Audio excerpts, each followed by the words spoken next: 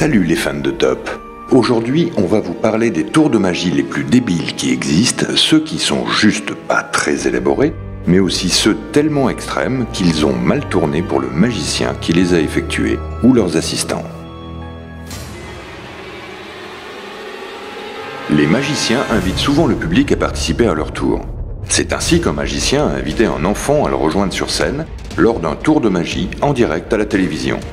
Le problème, c'est que l'enfant remarqua tout de suite qu'une carte était collante à l'arrière et démasqua donc l'astuce du tour, ce qui provoqua le rire général du public et l'humiliation du pauvre magicien. Un magicien bulgare a voulu impressionner le public en direct à la télévision.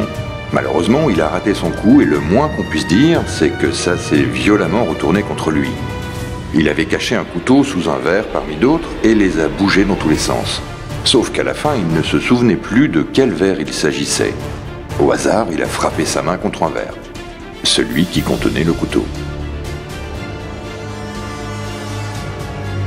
On continue avec un tour similaire, à la seule différence que le magicien ne s'est pas blessé. Son tour consiste à cacher un clou dans un des 4 sacs en papier et ensuite d'émerveiller le public en frappant 3 sacs avec sa main, ceux qui bien sûr ne contenaient pas le clou. Il a convaincu l'animatrice de l'émission de frapper le dernier sac à sa place, elle l'a fait et s'est planté le clou dans la main, en hurlant de douleur devant tout le monde. Charles Rowan, connu sous le nom de Karl le magicien, était un magicien sud-africain qui prenait d'énormes risques. En 1930, il faisait un show devant un large public et de jeunes enfants. Enfermé dans une camisole de force, il devait s'en défaire en 15 secondes, avant qu'une voiture qui roulait à 70 km/h ne lui passe dessus. Malheureusement, il n'a pas pu se défaire à temps, et la voiture lui a sérieusement blessé la jambe. Il est mort quelques jours plus tard. Houdini est l'un des magiciens les plus célèbres au monde. En 1915, il a effectué un tour qui a failli lui coûter la vie. Cela consistait à se faire enterrer vivant sous terre, sans cercueil. Il a très vite manqué d'oxygène et, pris de panique, il a appelé au secours.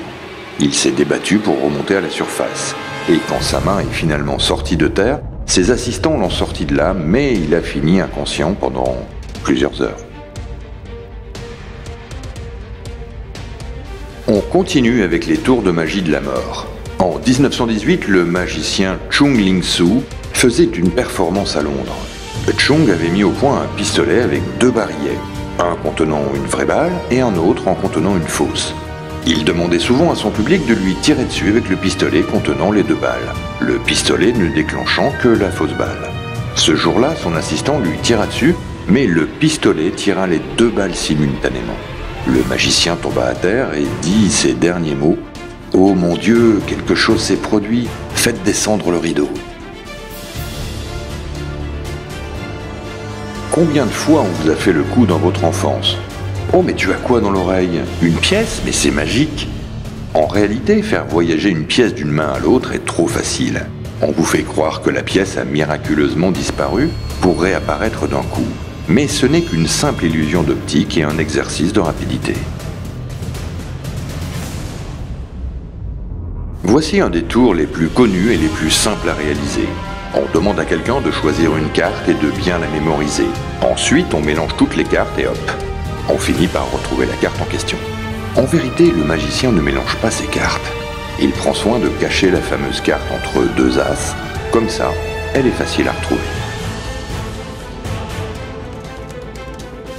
Voici un autre tour de magie avec du sopalin.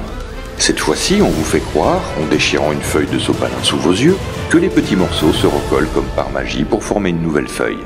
Le magicien en question a juste caché une autre boule de sopalin, non déchirée, dans la paume de sa main. C'est un tour idéal pour amuser les enfants de 4 ans. Et on termine avec un tour un peu dangereux, qu'on ne vous conseille pas du tout d'essayer à la maison, le tour du briquet. Le but est de pouvoir créer du feu dans sa main sans que ça vous brûle. Pour cela, il suffit de fermer le poing et de laisser un petit trou pour allumer le bouton du gaz qui va répandre le butane dans votre main. Vous pouvez ensuite vous amuser à mettre le feu à votre main pendant un court instant, à vos risques et périls. Eh bien, voilà, c'est la fin du top. Si vous faites de la magie, faites quand même attention à vous.